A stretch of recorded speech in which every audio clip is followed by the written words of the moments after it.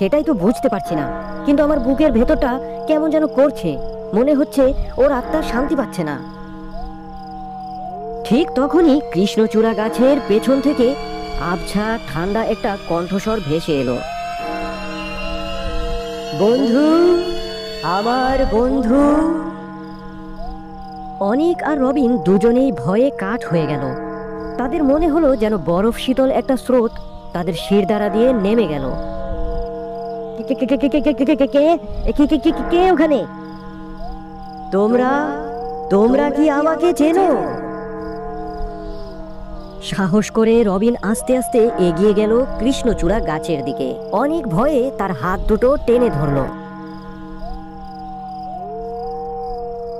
কোথায় যাচ্ছিস? পাগল হয়ে গিয়েছিস নাকি? আমায় যেতে হবে অনেক। আমার মনে হচ্ছে ও